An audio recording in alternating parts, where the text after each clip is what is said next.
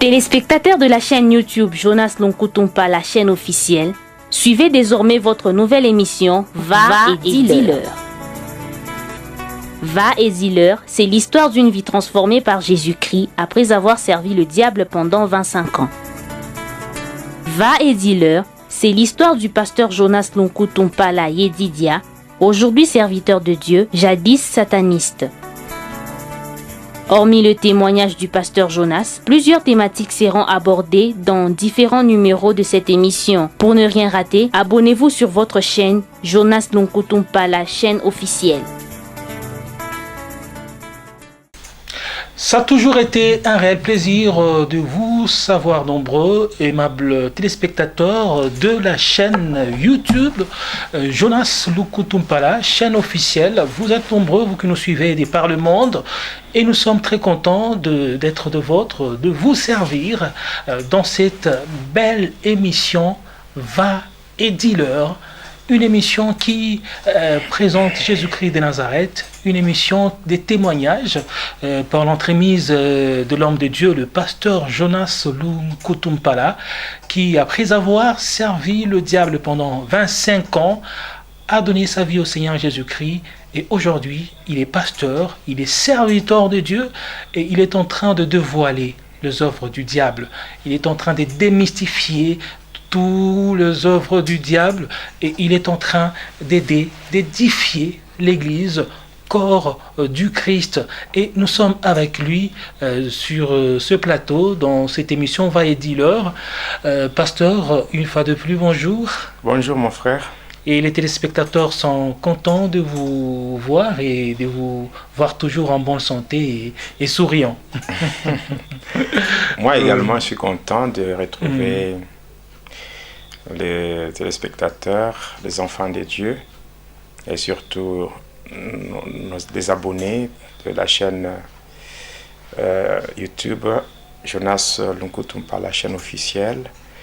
Même tous ceux-là qui nous suivent, vraiment pour nous c'est une grande joie aussi parce que nous sommes contents d'être reçus dans leur maison. Voilà, alors nous sommes très contents et nous allons à chaque fois que nous commençons cette émission, il est important de recommander tout entre les mains du Seigneur, hein? Parce que nous voulons que Dieu conduise tout ce qui va se passer. D'accord.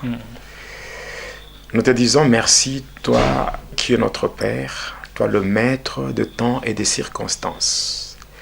Il t'a plu une fois de plus, Seigneur, de nous accorder le souffle de vie et de nous réunir ici sur ce plateau pour que nous puissions parler de ta part. Il est dit à la loi et au témoignage, si on ne parle pas ainsi, il n'y aura point d'aurore pour le peuple. Il est aussi dit, venez, écoutez vous tous qui craignez Dieu et je vous raconterai ce qu'il a fait à mon âme. Voilà pourquoi, voulant parler de ta part, Seigneur, nous avons besoin d'être assistés par toi. Nous avons besoin d'être soutenus par toi.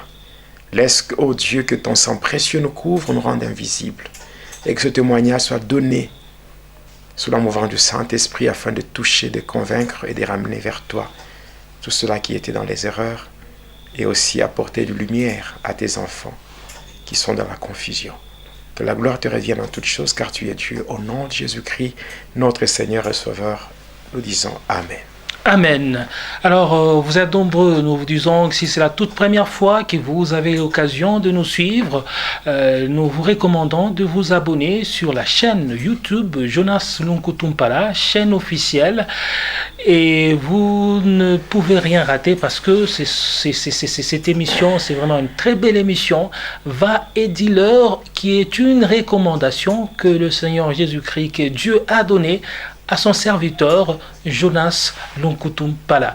Alors, la fois dernière, pasteur, vous étiez en train de parler du magnétisme spirituel et vous avez parlé de plusieurs points sur, vous étiez en train de rendre un témoignage parlant de ce qui vous étiez arrivé pendant que vous étiez encore dans la sorcellerie. Oui, je parlais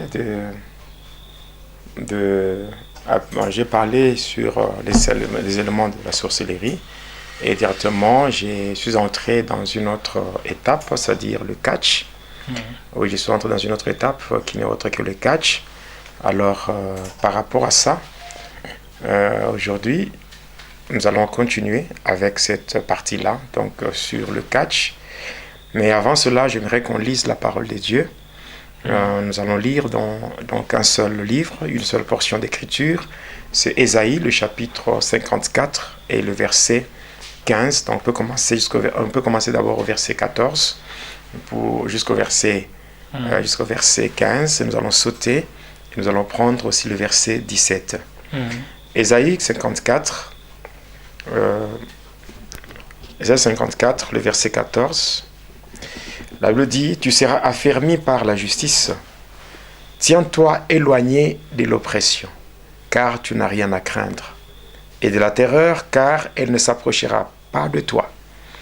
Si l'on t'attaque, cela ne viendra pas de moi. Quiconque t'attaquera tombera à cause de toi. 17. Tout instrument de guerre fabriqué contre toi sera sans effet, et toute langue qui s'élèvera en justice contre toi, tu la convaincras de méchanceté. Tel est l'héritage des serviteurs de l'Éternel, telle est la justice qui leur vient de moi, oracle de l'Éternel. Amen. Amen. Ici, j'ai utilisé la version Thompson. La version Thompson.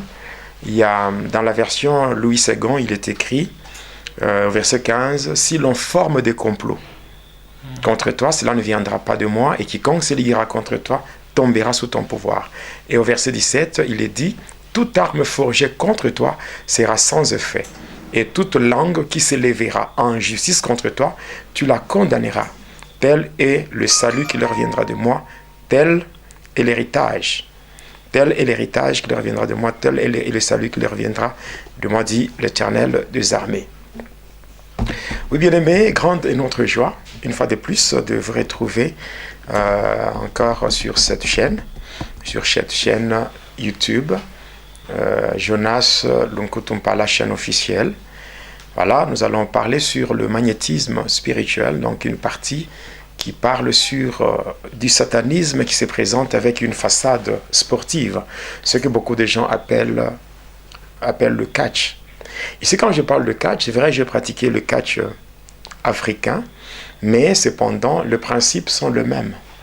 Avec le catch que nous voyons au niveau de la WWE, donc les gens voient ça, dans la WWE, donc dans toutes les divisions là, où on voit Raw, SmackDown et tout. Bon, les gens sont vraiment attirés par ces choses-là, sans savoir que c'est le diable qui tire profit de tout ça. Parce qu'en fait, en tant qu'enfant de Dieu, je ne pense pas que Dieu serait dans la joie de te voir, toi, enfant de Dieu, derrière le petit écran ou derrière, je ne sais pas, l'Internet, ou voilà, en train de voir des gens qui se battent. Les gens qui sont en train de se blesser, de faire couler le sang et tout et tout. Et tu dis, en tout cas, c'est le sport. Non, je ne pense pas. Donc, Dieu n'est pas dans ces choses-là. Dieu ne tire aucune gloire dans cela. Bien-aimé dans le Seigneur, j'aimerais dire encore ceci. J'aimerais dire, il y a une émission qui sera faite. Une émission qui sera faite pour répondre à plusieurs questions qui ont été posées par les enfants des dieux, par tous ceux-là qui nous ont suivis au travers des émissions précédentes. Cependant, il y a un petit point là qui m'a fait rire, une petite question qui m'a fait rire, c'est par rapport à l'alliance. L'alliance que les gens portent au doigt en rapport avec la vie conjugale. Parce que, paraît-il, il y a, je pense que dans un direct que j'ai fait sur Facebook, je n'avais pas l'alliance au doigt. Et il y a une question qui a été posée pour dire pourquoi le pasteur Jonas ne porte plus son alliance au doigt. J'ai dit, c'était peut-être par mégarde, c'est que j'avais oublié parce qu'il est là. L'alliance, elle est là. Donc, je suis un homme marié et je le resterai comme cela. Je suis un homme marié et je le resterai. L'essentiel, par rapport à ça, moi, je vais dire que beaucoup de gens s'attachent à des futilités. Futilité, que j'appelle futilité, c'est que l'alliance ici qu'on porte, ce n'est qu'une arche. Ça, c'est pas l'alliance, ça, c'est l'arche. L'alliance elle-même est liée à la parole. C'est comme Samson. Samson avait une alliance avec Dieu. Lorsque ses cheveux ont été coupés, on a dit que non, voilà. Samson, les cheveux de Samson, ce n'était pas ça l'alliance. C'était l'arche qui contenait l'alliance. Donc l'alliance, quand elle est conclue, même entre Israël et Dieu, il y avait une arche. Et c'est dans cette arche-là que se trouvait l'alliance. L'alliance, c'est la parole donnée. Tout comme les mariés aujourd'hui, les mariés se donnent une parole, une promesse de fidélité. Je te serai fidèle. Je serai fidèle dans le bonheur tout comme dans le malheur, jusqu'à ce que la mort nous sépare. Et comme symbole physique, on place l'alliance au doigt. Mais en réalité, l'alliance elle-même, ce n'est pas ça. L'alliance, c'est la parole là qui est donnée. Et le respect de cette parole, c'est ce qui fortifie ou qui permet à ce que l'alliance soit maintenue. Mais cependant, il y a des gens qui n'ont pas foi aux yeux, malgré qu'ils portent l'anneau au doigt, mais ils font des bêtises. Donc, ils ont déjà violé ou brisé l'alliance. Voilà, donc celui qui a posé cette question, mon alliance est là, je suis un homme marié. Et je suis un homme marié, un homme fidèle et un homme qui continue à garder son alliance. Voilà. Alors c'était important de donner des éclaircissements à ce sujet et de répondre aux préoccupations de ces bien-aimés qui a posé cette question-là. Oui, alors c'était juste une parenthèse, on vient même de la fermer. Oui. Alors je continue avec le catch. Alors j'étais en train passant déjà par la lecture que nous venons de faire, c'est que nous voulons faire comprendre ceci. Le complot peut être fait. Le complot, même si tu es saint, même si tu as un degré très élevé de la sainteté ou de la sanctification, cela n'empêchera jamais à tes ennemis de faire des complots. Le complot, ce sont des choses qui se font à ton insu.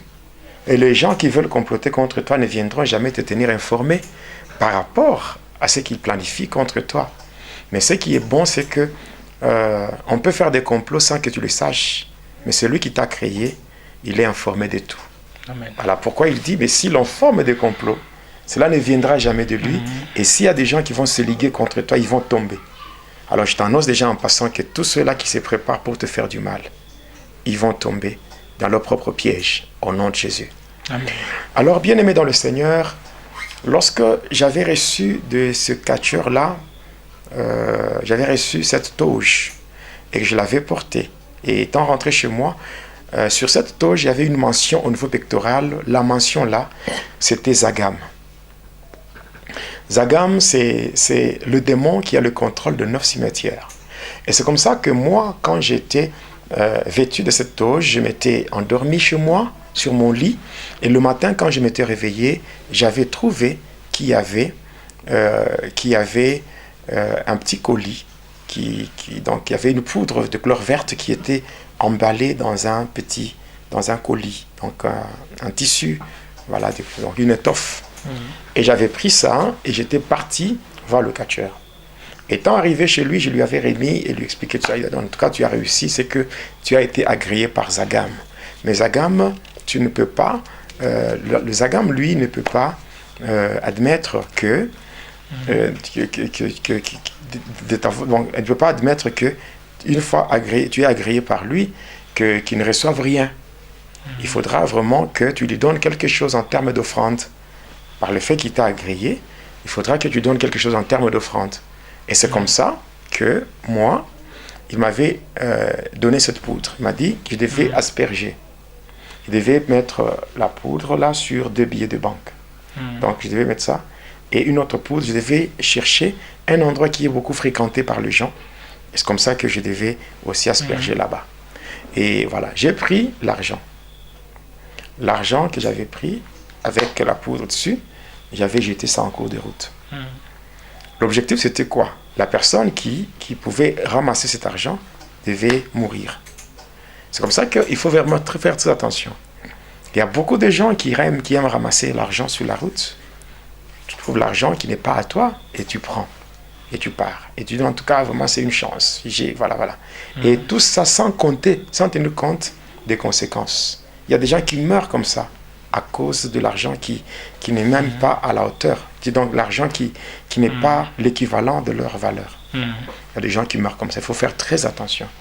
Quand Dieu a dit que l'homme mangera à la sueur de son front, c'est que Dieu, quand il a dit ça, c'est que l'homme est appelé à travailler, à fournir un travail pour vraiment gagner son pain.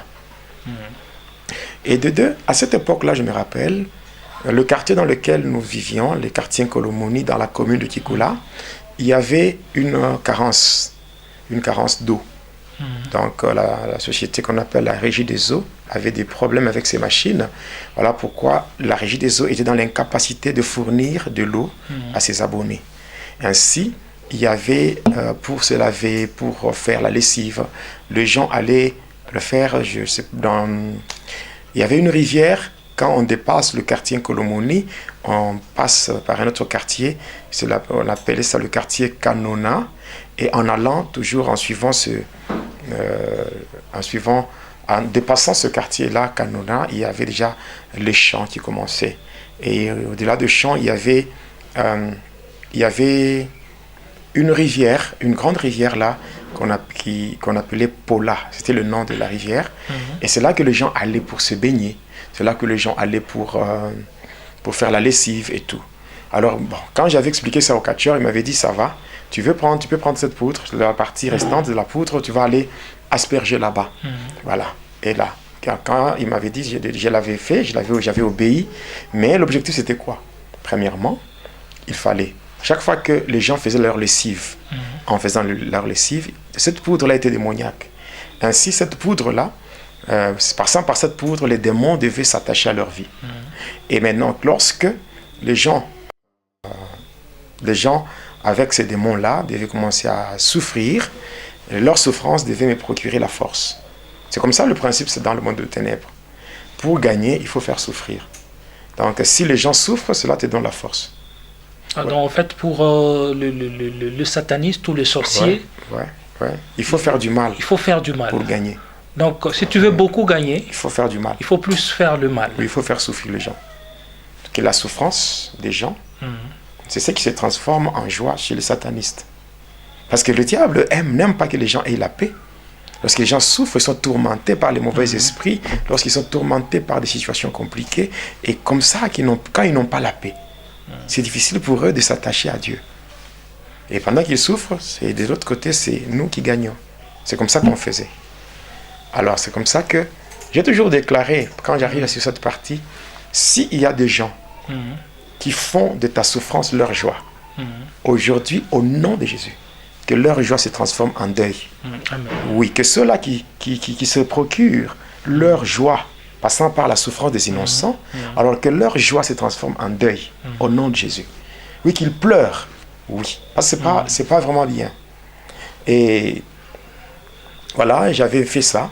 Et ici, je sens vraiment que je dois parler de quelque chose, que vous pouvez revenir sur quelque chose, pasteur, et voyant aussi ce qui se passe même pratiquement avec beaucoup de dirigeants en Afrique, ou ceux-là qui sont au pouvoir.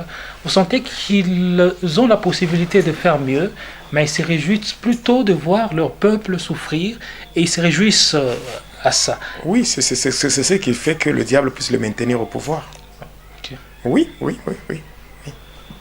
Faire la politique dans ce monde, ce n'est pas vraiment le partage de chrétiens. Ça, c'est ma façon de voir les choses. Et ça n'engage que moi. Je veux dire, un chrétien ne peut pas faire la politique dans ce monde ici. Un chrétien ne peut pas faire la politique parce que cela lui fait plaisir. Un chrétien ne peut faire la politique s'il est envoyé par Dieu dans ce système-là afin de changer les choses. Parce qu'en fait, il faut toujours que dans le milieu politique, qu'il y ait des gens qui représentent qui représentent les enfants de Dieu, afin de faire changer les choses. Et ces gens-là que Dieu envoie sont dotés d'un pouvoir de résistance. Résistance au péché, résistance à toutes les sollicitations qui ne glorifient pas Dieu. Voilà pourquoi, si vous allez dans le domaine politique et que vous n'avez pas, parce que c'est un domaine qui est dirigé par... il y a des démons tels que Jupiter, qu'on appelle Zeus, il y a Mercure, qu'on appelle Hermès, qui sont vraiment beaucoup plus dans ce domaine-là, et qui sont invoqués par les adorateurs de Satan pour se maintenir au pouvoir. Mais cependant, lorsque c'est Dieu qui vous envoie, c'est Dieu qui vous donne un mandat, vous allez là-bas pour faire changer les choses. Par exemple, si Dieu voit que son peuple est tellement dérangé, donc son peuple est soumis à une souffrance injuste, mais il faut qu'il y ait quand même quelqu'un là-bas pour faire changer les choses. Voilà pourquoi il est vraiment très très important. C'est comme le cas de Shadrach, Meshach, Abednego. C'est comme le cas de Daniel. Voilà, ces gens-là étaient là, ils se sont retrouvés, mais ils étaient dotés d'une certaine résistance, au point que tous ceux qui ne glorifiaient pas Dieu, ils n'acceptaient pas. Oui, même Joseph aussi. Voilà, même Joseph. Mais quand nous voyons aujourd'hui, il y a certains chrétiens qui se disent chrétiens, et dès qu'ils entrent dans le milieu politique, ils ont changé de coloration. Ils sont devenus tout autres. Il y en a d'autres qui ont même été initiés au satanisme pour garder le pouvoir. Ça veut dire tout simplement que, donc, quand ce n'est pas Dieu qui vous a envoyé là-bas, il ne faut pas tenter le diable. Il ne faut pas donner l'accès au diable. Mais si c'est Dieu qui vous envoie avec une mission précise, allez-y pour accomplir, parce que là, vous allez vous opposer à certaines choses. Et voilà, même Daniel, le fait de s'opposer, Shadrach, Meshach, Abednego, le fait de s'opposer, mais ça a permis... C'est la guerre, tu auras des ennemis. Ça a permis de changer les choses. À la fin, le roi a dit, le Dieu qu'il faut adorer, c'est le Dieu de Daniel. Le Dieu qu'il faut adorer, c'est le Dieu de Shadrach, Meshach, Abednego. C'était par rapport à leur résistance. Ce que Dieu appelle à la politique, il les appelle pour un but donné. Un but précis. Et les résultats? Les résultats, c'est un changement. Un changement. Un changement où on voit la gloire de Dieu. Mais cependant, aujourd'hui, nous avons des gens qui étaient des chrétiens, mais qui sont devenus des grands menteurs, qui sont devenus des satanistes, mais qui font tout n'importe quoi. Et qui ne font rien en termes de changement. Voilà. C'est que ce n'est pas Dieu qui les avait envoyés là-bas. Ils sont allés eux-mêmes, passant par leurs intérêts, donc par leurs intérêts matériels, des intérêts financiers, voilà. C'est tout ça. Après, il y a d'autres qui étaient juste assoiffés du pouvoir, qui avaient besoin du pouvoir, de l'autorité, et tout, c'est tout. Voilà. Alors, et là, on peut revenir maintenant au témoignage. Oui. Voilà. Quand j'ai reçu... Vous étiez en train de jeter la poudre à la rivière. Quand j'ai reçu cette poudre, comme je voulais dire, quand j'ai reçu cette poudre, premièrement, il y avait ces gens-là qui souffraient. Et ça nous a tiré à nous la force. Et de deux, toujours sur cette eau-là, quand j'avais déversé cette poudre, c'est comme ça que quand j'avais aspergé la poudre, et il y avait un enfant qui était mort, qui s'était noyé. Voilà. Et par après, moi, quand j'étais rentré voir le catcheur, il me dira que je devais retourner là-bas. Je devais retourner là-bas, toujours sur cette rivière-là, et saisir la créature qui devait sortir de l'eau. Et c'est comme ça que j'étais rentré là-bas. Donc c'était autour de 23h30. Quand j'arrive là-bas, j'étais à la rive, et je commençais à faire des incantations. Et je faisais des incantations. Et après 30 minutes, j'arrivais vers minuit. Il y avait un vent violent qui commençait à souffler, il y avait des vagues, donc un vent violent comme un ouragan, qui soufflait vraiment là. Et c'est comme ça que moi, je devais maintenant descendre dans l'eau et aller juste là au milieu de la rivière. Et j'étais descendu dans l'eau, je suis arrivé là-bas. Vers minuit, il y avait une créature qui était sortie de l'eau, c'était une bête. Une bête, donc c'était un hippopotame qui avait plus de 6 têtes. Et maintenant, moi, je devais le tenir. Je devais tenir cet hippopotame-là. Je devais le serrer fortement dans mes bras. Et c'est comme ça que quand il était sorti, l'hippopotame, et je l'avais tenu comme ça, je l'avais serré fortement contre moi. Et j'avais fermé les yeux. Après quelques temps, quand j'avais ouvert les yeux, l'hippopotame n'était plus là. Où était-il parti? Il était entré en moi. Et quand je sortais de l'eau, j'étais vraiment très lourd. Je pesais vraiment. Et j'étais sorti comme cela. J'ai toujours dit que le Seigneur Jésus-Christ, il est merveilleux. C'est un Dieu qui m'a tiré de très loin. J'ai dit, il m'a sauvé sans moi. Oui, il m'a sauvé sans moi. Il m'a transformé, il m'a changé et il a fait de moi ce que je suis aujourd'hui. Que la gloire lui soit rendue et je lui serai toujours reconnaissant parce qu'il m'a libéré de cette emprise maléfique. Alors quand j'étais sorti comme cela, j'étais rentré à l'hôtel. Et le catcheur m'invite. Il m'invite là, dans sa chambre. Alors nous étions là à deux en train de parler et il me dit que ce jour-là, on devait faire ce qu'on appelle le yarga. Hein? Donc il me dit, c'est le terme, hein, le terme un peu vulgaire là qu'il avait utilisé. Il avait dit, aujourd'hui tu vas accéder au yarga. Je dis, le yarga? Yarga c'est quoi? Il me dit, oui, tu deviendras un yarguer. Yarguer? Je n'ai jamais entendu parler de ce terme-là. Et c'est là où il me disait, tu deviendras un yarguer. Je dis, ok. C'est comme ça qu'il avait pris une bouteille de bière, la bière locale qu'on appelait la Simba. Alors, il m'avait donné, avec un bouchon de couleur bleue, et j'avais enlevé le bouchon. Après avoir enlevé le bouchon, je commençais à boire, et je buvais. Et pendant que je buvais, le goût, ce n'était pas la bière, c'était du sang. C'était du sang humain. Et ce jour-là, cet homme avait fait boire le sang humain. Toute une bouteille remplie du sang humain. Mais avant que vous puissiez ouvrir la bouteille, elle était hermétiquement fermée. Hermétiquement fermée comme une bouteille qui vient tout droit du lieu de fabrication. Oui. Mais curieusement, ce qui était dedans... Mais j'avais ouvert le bouchon. Et quand je buvais, ce n'était pas la bière, c'était du sang humain. Mais après cela, il me dit, quand j'ai terminé, il me dit, en tout cas, tu deviens un yarguer. Donc, des choses là bizarres. Après ça, j'étais parti. Et il m'invite le lendemain. J'étais encore là. Arrivé, maintenant, cette fois-là, dans sa chambre, il y avait dans un coin, il y avait un brasero. Et sur ce brasero, il y avait le feu. Et puis, d'un autre côté, dans notre coin, il y avait un vase qui contenait de l'eau avec des racines à l'intérieur. Après, il me dit, ok, et il me demande, d'abord, il prend son sac. Et de là, il fait sortir une peau. La peau d'une bête qu'on appelle le jaguar. Donc, c'est une peau qui est achetée là. Alors, il met ça par terre. Et il prend, toujours dans son sac, il prend le colis que j'avais ramené du cimetière. Il ouvre, il prend le mouchoir blanc, il met au-dessus. Il me demande d'enlever mes souliers et d'enlever aussi ma chemise. Alors j'étais resté pieds nus et torse nu. Alors il me demande de mettre mes pieds sur le mouchoir qui était déjà posé sur la peau de jaguar. Alors j'y avais obéi. Et par après, il prend une bougie, l'autre bougie qui était restée au cimetière.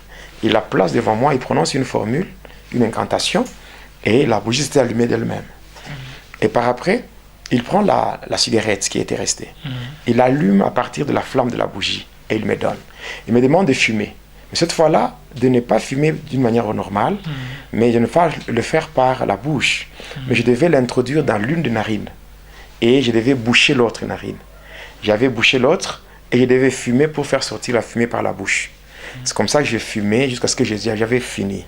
Et quand j'avais fini avec cette cigarette-là, et là, je commençais à trembler. Pendant que je tremblais, étant sur la peau de jaguar, il prend dans son sac, il tire de là un os. Un os, donc un ossement humain. Il met ça sur le feu qui était sur le brasero. Et après, quand ça commençait à se brûler, l'os commençait à changer de couleur. Ça devenait une couleur noire. Et après, il prend l'os qui avait pris cette coloration noire. Il prend le sel indigène qui était sur un mouchoir. Il ouvre et puis il prend un petit couteau, une sorte de canif. Il commence à frotter sur l'os. De sorte qu'une poudre noire s'échappait de l'os pour se mélanger sur le sel. Et par après, il va faire un mélange hétérogène. C'est-à-dire, un mélange où les deux éléments ne sont pas vraiment, il n'y a pas vraiment, je dirais... il n'y a pas moyen de dissocier. Non, c'est facile de dissocier parce que c'était hétérogène. C'est pas comme un mélange homogène. Voilà. Alors, il me donne ce mélange-là. Le sel indigène mélangé avec la poudre venant de la calcination d'un ossement humain. Et il me demande de sucer et d'avaler. Et c'est comme ça que je l'avais fait. Et par après, je continue à trembler de là où j'étais. Et par après, pendant que lui était devant moi, je sens derrière moi quelqu'un d'autre. Et ce quelqu'un d'autre là venait derrière moi et il m'avait embrassé par derrière et puis il était entré en moi. Pendant que j'étais devenu très lourd. Alors les capteurs avaient pris une position de combat, et là il m'avait donné 4 coups de machette au niveau de ma poitrine. Les 4 coups de machette, ça dit que prendre cette partie, donc l'avant-bras, et frapper au niveau de la poitrine. Comme font les catcheurs. Oui, il m'avait donné 4 coups, mais pendant qu'il me frappait comme ça, je sentais comme s'il me grattait. Donc je ne sentais aucune douleur. Et puis, il avait pris un morceau de bois. Un morceau de bois, il commençait à me frapper. Je ne sentais rien, c'est comme s'il était en train de me gratter. Et pendant qu'il continuait comme ça, jusqu'à ce que le bâton là, le morceau de bois, s'était cassé. Et puis il me regarde, il dit en tout cas, à toi en tout cas, tu dois être une très grande personne. Je dis, ah bon? Et par après, il me dit, va te laver. Il me donne un savon, le savon luxe. Donc il y a la mention luxe, avec une dame là-dessus, la photo d'une dame. Je parlerai de ça lorsque j'aborderai l'étape sur les produits aromatiques, les produits cosmétiques, donc le maquillage et toutes ces choses-là qui viennent du monde de ténèbres. Alors, je suis allé avec ce savon, comme dans notre coin, il y avait de l'eau dans un vase et des racines. Alors, je me lavais là-bas, j'avais beaucoup de savon, de mousse de savon. Elle me dit, quand je voulais maintenant me débarrasser de cette mousse de savon, elle me dit, non, garde ça comme ça. Garde ça comme ça et tu vas enlever ça à un moment. Je t'indiquerai le moment pour enlever ça. Et je suis rentré. Et on s'était allongé, lui d'un côté, moi de l'autre côté, sur un même lit. Et il me dit, fais tout. Dès que le coq va chanter pour la première fois, que tu te réveilles et que tu ailles de ce côté-là pour enlever la mousse de savon. Au cas contraire, si le coq chantait et que toi, tu ne te réveilles pas, tu es toujours plongé dans ton sommeil, sache que tu mourras en plein sommeil. Et ce jour-là, c'était compliqué. Je dormais sur le lit, mais j'avais les yeux ouverts. Oui, j'avais les yeux ouverts, j'étais en train de... J'attendais seulement le chant de coq. Vous savez, les satanistes, d'une manière générale, sont sérieux par rapport à ce qu'on leur dit. Mais les enfants de Dieu, ils se sont tellement habitués à Dieu. C'est pour cela qu'il n'y a pas tellement d'impact chez les enfants de Dieu par rapport à la puissance. Parce qu'ils prennent tellement Dieu avec trop de légèreté. Mais les agents du diable, si on leur dit de faire quelque chose, mais ils obéissent à la lettre. Et ce sont des conditions bizarres. Des conditions bizarres, drôles. Imaginez. Et pourtant, chez Dieu, c'est avec amour. Et tout ce que Dieu nous donne, c'est pour notre bien. Mais rares sont ceux-là qui arrivent à obéir. Voilà pourquoi, là, vers 3h, 4h du matin, quand le coq avait chanté, mais je m'étais précipité là, et je m'étais lavé, j'avais enlevé tout. Et vers 5h30, maintenant sort, va déverser les contenus, donc va déverser les contenus du vase au croisement des avenues. C'est comme ça que j'étais sorti. J'arrive au croisement des avenues Kassongo-Michel, le foyer social, et c'est là que j'avais déversé les contenus du vase, et j'étais rentré. Vers 7h, il me dit, en tout cas, nous allons venir vérifier si tu as réussi à ce test. Je dis, mais quoi? Après, à un moment donné, il m'a dit, on va faire le test. Vers 7h, je sens comme si on m'avait poignardé au niveau du ventre. Une douleur vraiment atroce, insupportable. Et je sens quelque chose qui commence à circuler dans mon corps. Et tellement que ça montait, ça arrive au niveau de la poitrine. Je regarde là, je vois un gros clou qui était dans mon corps et qui circulait.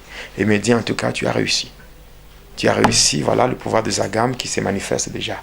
Et non seulement le pouvoir des agames, mais il y a aussi le pouvoir d'un démon qu'on appelle Tarzan moteur. Alors tu vas travailler avec ces mots-là. Et puis il avait pris le mouchoir et la peau de jaguar, il m'avait remis. Et voilà. On s'était séparé avec lui. Moi, j'étais parti. Et puis, il m'avait dit, avant de se séparer, que non, comme lui était originaire de Kolwezi, et que si, pendant son absence, que j'ai rencontré une difficulté, un souci, un problème, je devais aller toujours dans la commune de Kikola, sur l'avenue Ouele, et je trouverai un papa là, un magicien originaire de Kisangani. Il pourra remédier à tout ce que j'aurais comme difficulté. Donc, le catcheur là, on dirait que c'était ton mentor, ou voilà. On peut dire ton père spirituel. Bon, à ces temps-là. Bon, c'est quelqu'un qui s'était ajouté sur la liste de ceux-là qui étaient en train de m'initier, parce que déjà, quand j'étais en 4e primaire, déjà il y avait des magiciens qui venaient et puis qui avaient fait beaucoup de choses, en me disant, voilà, il y a quelqu'un qui nous a envoyé, tout. Donc, il y a beaucoup de choses comme ça. Et ici, pendant que vous étiez en train d'être initié dans cette puissance-là en rapport au catch, et là, dans la sorcellerie, vous étiez toujours en œuvre. Oui.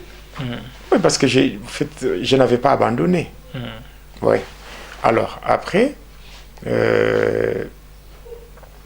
quand j'avais terminé avec le catcheur, qu'on s'était séparés, j'étais rentré et je faisais tellement de dégâts. Il y avait ce mouchoir-là, je devais mettre tout autour de la jambe. Et vous continuez avec le spectacle là avec vos amis? Non, déjà à partir de ce moment-là, j'étais devenu tout autre. Déjà quand j'étais rentré d'abord avec eux, tellement que j'ai frappé tout le monde ne comprenait pas, les gens me craignaient et tout.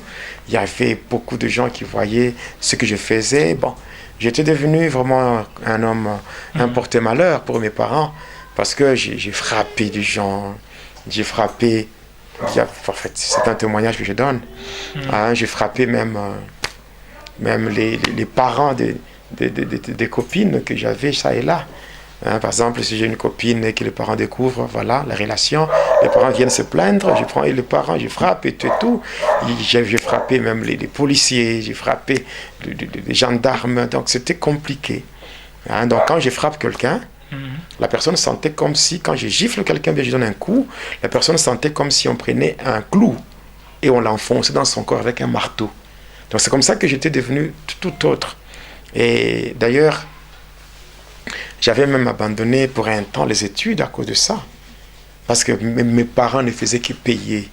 Donc je peux dire que mes parents m'aimaient beaucoup. Mon père et ma mère, les deux m'aimaient beaucoup. Et alors là, il ne s'est posé pas de questions sur... Tellement que moi, j'étais un enfant très gâté. Vu que j'étais vraiment très intelligent à l'école. Je pouvais faire même un mois sans passer à l'école, mais quand j'ai rentré, je pourrais être premier de la classe. Je pouvais être même au collège, on savait, même le préfet, le frère Xaveria, tout le monde savait. Je peux être là. Je m'absente pendant un mois. Quand mon père va plaider pour moi, je rentre. Quand on va proclamer, c'est moi qui serai premier de la classe. Donc c'était comme ça. Tellement mes parents m'aimaient beaucoup. Et que mon nom à moi, c'est la fusion des deux noms. Lunkutu Mpala. Lunkutu, c'est le nom de mon père. Mpala, c'est le nom de ma mère.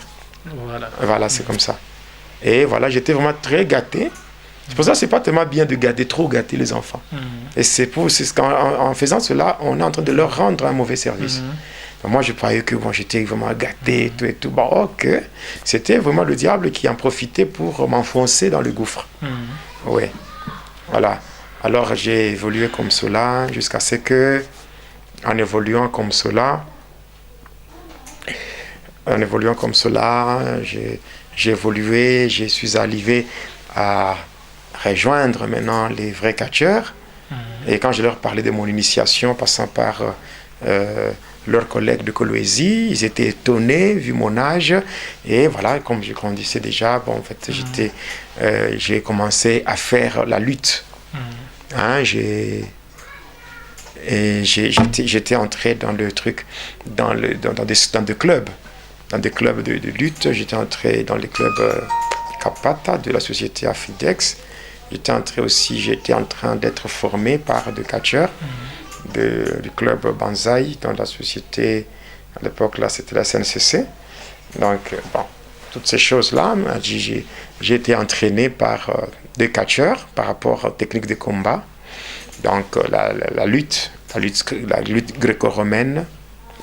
Après la lutte gréco-romaine, donc le libre olympique ainsi que la self-défense. Donc tout ce qui est lié aux techniques de combat, ça j'ai appris. J'ai appris toutes ces choses-là et bon, j'ai évolué jusqu'à ce que j'ai atteint des dimensions vraiment élevées. Et voilà. Mais comme j'étais encore avec mes parents et tout, mon père avait commis une erreur. Il avait payé une maison au lieu de mettre des locataires là-bas, mais il m'avait donné cette maison. Il m'a dit, c'est ça, maintenant tu peux rester là-bas. Et c'était une occasion pour moi de faire de n'importe quoi. Donc j'avais maintenant ma propre maison, une maison de plus de 5 pièces, j'ai resté seul. Et là, je faisais tout.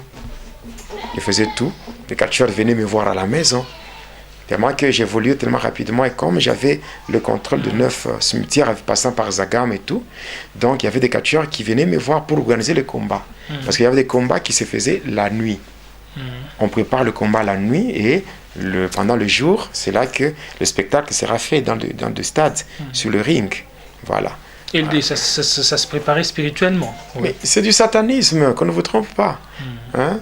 Et souvent, on parlait d'un terme là, dans mon pays, on dit le système, il y a des bâbords. Hein? Système à des bâbords, c'est-à-dire, oui, bon, ça c'est un terme, donc je peux dire de mon pays. Hein? Système, il y a des bâbords. Comme on me disait, système des bâbords, c'est-à-dire, dès qu'on est dans le physique, quand on monte sur le ring, on commence à se battre et tout, et après un certain temps, quand on voit que les choses se compliquent, on change de stratégie. On entre dans la dimension métaphysique. Dans la dimension métaphysique. C'est comme ça que les choses se faisaient. Et en fait, il y a de ceux-là qui disent que le catch, c'est l'arrangement. Non. Ils s'arrangent pour que l'autre gagne, pour que l'autre emporte, et c'est pas l'arrangement. C'est pas un arrangement. C'est pas un arrangement, c'est du satanisme et c'est le diable qui est glorifié au travers de ces bêtises-là. Oui. J'ai déjà été attaqué par des catcheurs. Le fait que j'étais en train de témoigner. Je me rappelle l'année 2017. Oui. L'année 2017, quand j'ai donné ma vie au Seigneur Jésus-Christ, on m'avait invité par un apôtre. C'est l'apôtre Josué Ngoyi qui avait lancé sur le marché du disque un album intitulé Twende Kwababa. Les feux Josué Ngoyi. Oui, okay. Oui, il m'avait invité dans son église. Et j'étais parti pour donner mon témoignage. J'étais arrivé là-bas, j'ai donné mon témoignage. Le jour où, pendant que je donnais mon témoignage, il y avait aussi un spectacle de catch au stade. C'était à la Kenya. C'est non loin de l'église, c'était non loin du stade. Mais à leur grande surprise, les catcheurs s'étaient rendu compte qu'il n'y avait pas beaucoup de gens. Parce que j'étais en train de dévoiler les œuvres. Et qu'est-ce qui s'est passé? Quand ils avaient constaté cela, ils avaient dépêché 2 catcheurs. Donc 2 grands catcheurs qui étaient venus avec l'intention de me menacer pour que je me taise. Alors ils étaient venus à l'église. Ils sont arrivés au niveau de la porte, je les ai vus. Ceux qui étaient au service des protocoles commençaient déjà à trembler parce qu'ils voyaient des catcheurs. Moi, quand je regardais ces gens-là, j'avais pitié. J'avais pitié parce que quand je les regardais, c'était des grands catcheurs qui avaient une renommée. Maintenant, quand je les regardais, j'avais pitié dans le sens que ces catcheurs-là, quand j'étais dans le satanisme, le degré que j'avais atteint dans le satanisme, ces catcheurs ne pouvaient pas s'approcher de moi. Oui, sur le plan mystique, ces catcheurs ne pouvaient pas s'approcher de moi. Ils ne pouvaient pas s'approcher de moi parce qu'ils étaient vraiment trop inférieurs à moi. Mais alors quand je les regardais, étant déjà en Christ, dans le Seigneur, donc je me disais, mais c'est du n'importe quoi. Parce que là, je les voyais encore plus petits que quand j'étais dans le satanisme. Je les voyais plus petits parce que, pourquoi? Parce que je savais que celui qui était en moi, il est plus fort. Il est plus fort. Il était plus fort, il est plus fort que tous les démons qui sont dans le catcheur. Donc même les enfants de Dieu qui me suivent, ils ne doivent pas trembler devant le catcheur à cause de leur corpulence ou leur morphologie. Non. Nous, en tant qu'enfants de Dieu, le fait que nous avons reçu Jésus, nous avons déjà reçu de sa part un pouvoir. Voilà pourquoi lui-même, dans Luc 10, 18 à 19, il dit, « Je voyais le diable Satan tomber du ciel comme un éclair.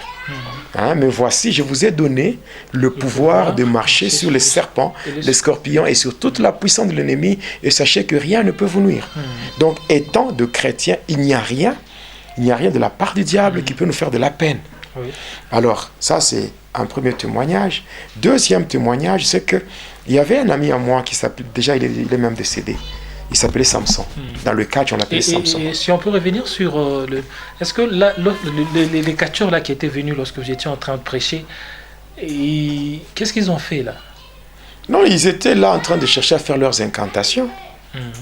Ils étaient en train de chercher comment faire leurs incantations et tout.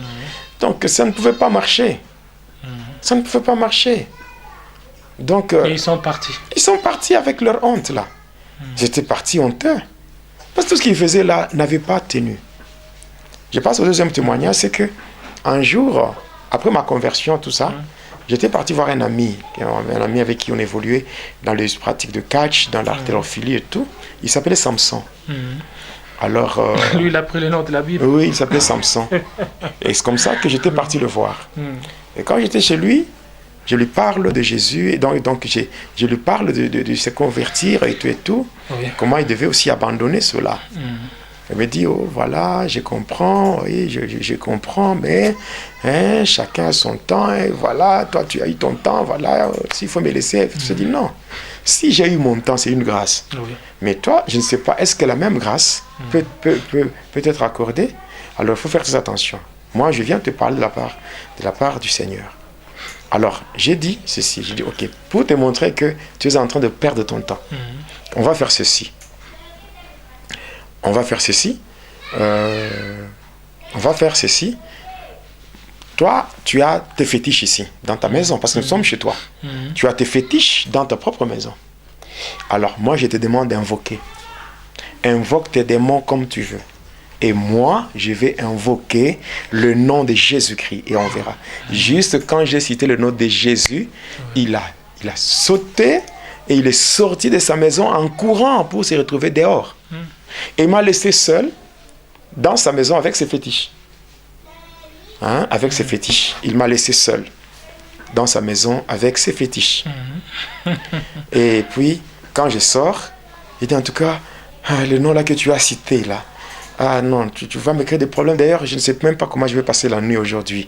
Parce que le nom que tu as cité ici, ça me crée des problèmes terribles. Des problèmes terribles. Alors, c'est pour dire que le nom de Jésus, c'est le nom qui est au-dessus de tout nom. Et devant ce nom, tout genou fléchit. Et toute langue confesse que Jésus est Seigneur. Même devant le catch, Jésus est Seigneur. Devant le diable, Lucifer, Jésus est Seigneur. Le catcheur, les ceci. Donc, de la part du Seigneur, moi, ce que je suis en train de dire, vous savez que, ici je veux une parenthèse, moi je dis, et je le répète, sans aucune prétention, je dis bien sans aucune prétention, je le dis encore, je suis une bénédiction pour l'Église corps du Christ. Amen. Et je suis un homme honnête. Dieu m'est témoin. Lui qui sonde le cœur et le rein, il connaît vraiment ce que je fais et le pourquoi de ce que je fais. Je le fais pour sa gloire. La parenthèse que je voulais ouvrir, c'est celle-ci. Savez-vous qu'il y a des pasteurs qui travaillent avec la puissance de catcheur? Comment ça? Un pasteur avec la puissance de catcheur? Mais oui, qu'on se le dise. Beaucoup, ceux-là qui font l'exorcisme, beaucoup de ceux-là qui font la télékinésie, la téléportation, la télépathie. Parce qu'il y a trois. Donc, je vais expliquer ces choses. Je vais expliquer ces choses au fur et à mesure, comme nous avançons. Je parlerai de l'occultisme dans l'Église ou la sorcellerie religieuse. La sorcellerie religieuse, c'est-à-dire l'occultisme dans l'Église. Ou des gens avec des gestes comme ça qui font tomber les gens. Et les gens tombent comme des arbres et les gens acclament pour dire voilà un homme puissant, un homme de feu. Des spectacles là. Un homme de feu, un homme de ceci, un homme de cela. Or, en réalité, ce sont des agents du diable, des mercenaires qui sont déguisés en serviteurs de Dieu pour distraire les enfants de Dieu avec leur force de délivrance, qui ne sont même pas la délivrance, ces choses-là. C'est l'exorcisme. l'exorcisme que les gens font, et ils font passer ça pour la délivrance. Pour quelqu'un qui ne connaît pas vraiment le principe de la délivrance, le processus ou la procédure de la délivrance, il peut croire que c'est la délivrance. Il y a des gens qui font des gestes comme ça, les gens tombent, ceci, qui font tout ça.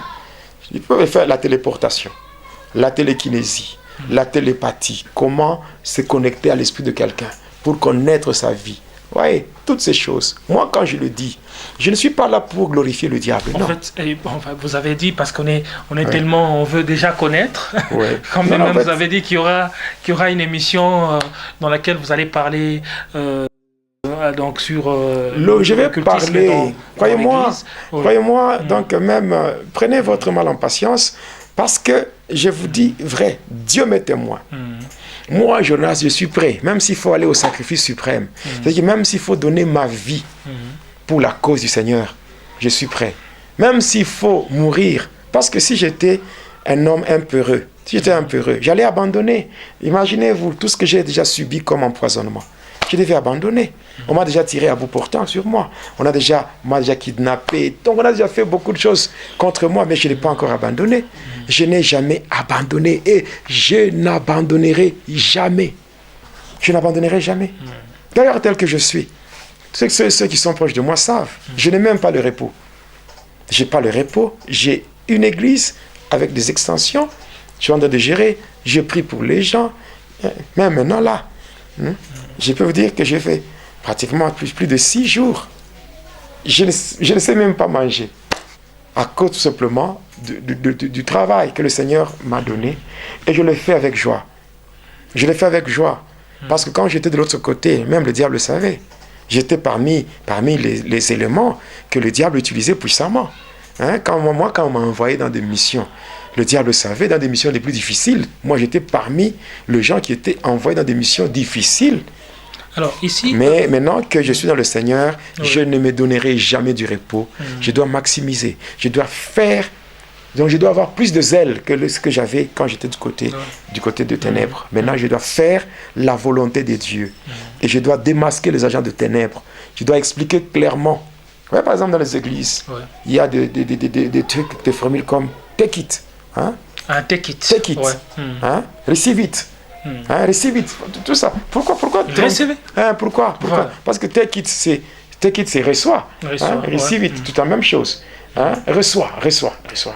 Donc pourquoi distraire les enfants de Dieu? Or que take it, receive it, ce sont les démons de la démonstration qu'on utilise dans la Kabbale, n'est-ce pas? Dans la Kabbale juive, dans l'ordre de Melchisedec, dans la magie sainte. On les utilise, mais pourquoi distraire les enfants de Dieu? Donc ils prennent le même chose là. Mais comment? On amène ça dans les églises. C'est pratiquement. On amène ça dans les églises. Moi, je parle pour faire tomber le voile. Ici, on ne doit pas se voiler la face. Il faut qu'on se dise la vérité. Qu'est-ce que moi je gagne comme intérêt? D'ailleurs, moi, tel que je suis un homme responsable. Je suis un homme responsable, un intellectuel. Pour votre information, j'ai 3 diplômes d'université. Bon, je peux toutefois, j'ai 3 diplômes d'université. Je peux toutefois gagner ma vie honnêtement en trouvant un boulot. Et je commence à gagner ma vie avec ma femme et mes enfants. Nous sommes là, calmement. Nous gagnons notre vie. Mais qu'est-ce que je gagne dans tout ce que je fais? À part glorifier le Seigneur. Parce qu'il n'y a aucun pasteur, Dieu m'est témoin. Il n'y a aucun pasteur qui peut se lever pour dire que non, le pasteur Jonas, il avait invité dans mon église et il m'avait exigé ça. Il y a des pasteurs qui m'appellent, non pasteur, tu vois, il faut qu'on te donne combien? Ton cachet, ton enveloppe. Je dis, ah bon? Ça existe ça aussi? On sert le Seigneur et puis on va exiger ça aussi. Oh non, parce qu'il y a tel, nous l'avons invité, ils avaient imposé tel montant. Je dis, si ceux-là, vous avez imposé des montants, ça c'est eux. Mais si vous voulez, vous savez, je suis un homme de Dieu. Je viens dans votre église, je travaille, je donne gloire au Seigneur passant par le témoignage. Et que vous, d'une manière interne, vous dites non, nous devons bénir cet homme. Mais faites-le selon ce que le Seigneur vous dira de faire. Mais si vous ne voulez pas le faire, ce n'est pas un problème. L'essentiel, c'est que moi, j'ai prêché Christ. Et j'ai donné mon message et que les âmes sont sauvées. C'est ce qui compte. C'est ce qui compte. Il n'y a personne qui peut se lever pour dire que non, le pasteur Jonas m'avait exigé quoi que ce soit. C'est faux. Et par là, vous pouvez dire que dans la démonstration de puissance qu'aiment beaucoup pratiquer certains pasteurs, il y a de ceux-là qui vont consulter les catcheurs. Mais qu'on se dise la vérité, moi-même tel que je suis, combien de pasteurs avaient pris le pouvoir chez moi? Le pouvoir de la délivrance, le pouvoir de la prophétie, combien? Combien qui venaient prendre le mouchoir chez moi? Et comment ça doit se différencier entre la vraie délivrance et ces choses-là qui pratiquent le faux pasteur? Le miracle vrai, c'est la glorification de Christ par le Saint-Esprit. Et c'est Dieu qui est glorifié. On sent que ce qui se fait, c'est Dieu qui tire la gloire. Mais lorsqu'il y a des miracles qui se font, et que ce sont les hommes qui sont glorifiés pour former des fanatiques dans leurs églises. Aujourd'hui, dans les églises, au lieu que les gens soient des disciples du Seigneur, mais sont devenus des fanatiques des pasteurs. Là, c'est compliqué. Même moi, dans l'église, je prêche Christ, je fais tout ce que le Seigneur me dit de faire. Et quand il y a de témoignages, il y a de ceci, il y a de cela, moi, je dis toujours, évitez. Évitez, même dans l'église, je dis évitez. Évitez. Glorifiez Dieu. Ne soyez pas mes fanatiques à moi. Vous allez me faire tomber. Devant Dieu, oui. La gloire, c'est un domaine privé de Dieu. Voilà. La gloire, c'est un domaine privé de Dieu. Donc, il y a tellement beaucoup de choses. C'est comme le phénomène, les dieux d'eux. Ouais. Les dieux d'eux. Aujourd'hui, les gens... Le Dieu de mon Père tel. Voilà. Au lieu de prier, au lieu de prier au nom de Jésus-Christ, maintenant on dit, il faut prier au nom de Dieu d'eux, le Dieu du pasteur. Mais dire, par exemple, le Dieu d'Abraham, le Dieu d'Isaac, c'est pas un problème. Le Dieu d'Abraham, le Dieu d'Isaac, le Dieu de Jacob, c'est ce Dieu-là qui s'appelle Jésus. Oui. Il a même dit, avant qu'Abraham fût, je suis. Oui, avant qu'Abraham fût, je suis. Voilà. Mais dire le Dieu du pasteur Jonas? Non, je refuse au nom de Jésus. Oui, je refuse au nom de Jésus. Pourquoi cette langue gymnastique? Bon, le Dieu du pasteur Jonas s'appelle comment? Mon Dieu à moi, son nom c'est comment? Quand vous dites le nom du le Dieu du pasteur Jonas, ok? Bon, mon Dieu à moi, il a un nom. Son nom c'est Jésus. Au lieu de dire le Dieu du pasteur Jonas, dites seulement le Dieu, donc dites seulement au nom de Jésus-Christ, parce que c'est lui mon Dieu. Mon Dieu a un nom. Alors, si nous allons vers les années 80, les années 80, les années 70, 80, vers ces années-là. Bon, pourquoi on ne priait pas au nom du Dieu du pasteur? On priait au nom de Jésus. On priait au nom de Jésus-Christ. Maintenant, pourquoi seulement aujourd'hui? C'est parce que la Kabbale est entrée en jeu. Aujourd'hui, il y a de ces gens-là qui parlent de non, quand vous priez, il faut prier au nom de Yeshua Mashiach, le nom de Yeshua Mashiach, le nom de Jésus, vous êtes perdus. Ah bon? Ah bon? Et Jésus, Yeshua Mashiach, Yeshua Mashiach, Yeshua Mashiach, c'est Jésus. C'est Jésus-Christ. Jésus-Christ, c'est en français. Si nous prenons en hébreu et dans la langue araméenne, il y a Yeshua Hamashiach, Yeshua Hamashiach. Il y a en grec qu'on appelle Jesus Christos. C'est simple, non? Pourquoi commencer à inventer des formules là pour distraire les enfants de Dieu? Comment des choses pareilles? Je parlerai, même quand on dit où est le Dieu d'Élie? Où est le Dieu d'Élie? Où est le Dieu? Donc je vais expliquer clairement qu'est-ce que ces choses signifient, au lieu de distraire les enfants de Dieu avec des futilités, des histoires à dormir debout. Voilà. Alors, pasteur, c'est presque la fin. Je sais qu'il y a encore beaucoup de choses que vous vouliez dire sur le catch. Oui, on va continuer prochainement. Je pense qu'on va continuer. On va continuer. Bon, parce que j'ai dit que prière pour le monde ne s'arrête pas aujourd'hui. Ça va continuer. Ça continue. Les enfants de Dieu seront toujours édifiés. Sur Facebook, il y a la page Grâce sur Grâce. Il y a plusieurs pages. Donc, il y a la page Grâce sur Grâce. Il y a la page Jonas, donc Pasteur Jonas Lonkutu Ministries. Il y a cette page. Vous pouvez trouver. Vous allez dans des groupes. Il y a par exemple écrit ça et les amis du pasteur, écrit ça et les amis de l'apôtre Jonas. Il y a écrit ça grâce sur grâce. Il y a ministère international, prions pour le monde. Voilà. Sur YouTube, vous connaissez bien Jonas Lunkutumpa, la chaîne officielle. Tu es là. Donc moi je pense que tout ce que nous faisons, c'est enregistré. Ils peuvent suivre ça. Ils peuvent suivre sur Facebook, sur YouTube. Ils peuvent suivre ça pour la gloire de Dieu. Et surtout, soyez vraiment bénis. Soyez vraiment bénis. Oui, soyez bénis. Maman Daniel à Paris, soyez bénis. Il y a maman Abigail, maman Marie au Texas, Marie Pauline en Irlande. Voilà, tous les hommes de Dieu qui me suivent, les enfants de Dieu qui me suivent. Voyez, soyez bénis et je vous dis sincèrement merci pour votre soutien par rapport à l'œuvre de Dieu. Voilà, donc le reste, c'est au prochain numéro que nous aurons à donner, le prochain numéro de Va et Dealer. C'est pour votre bien, pour votre édification, pour briser, ou je dirais pour faire tomber le voile et pour vous connecter à la vérité qui libère, la vérité qui sauve. Au nom de Jésus. Merci. En tout cas, moi également, je ne peux que vous bénir et vous dire de rester branchés sur votre chaîne YouTube, Jonas Lunkutumpa, la chaîne officielle. En tout cas, plein de bonnes choses vont devoir vous suivre avec l'homme de Dieu, le pasteur Jonas Jedidia. En tout cas, nous disons merci à vous et nous disons merci à notre réalisateur Boni Verdict Béa. Que l'Éternel Dieu vous bénisse. Au prochain numéro. Au revoir.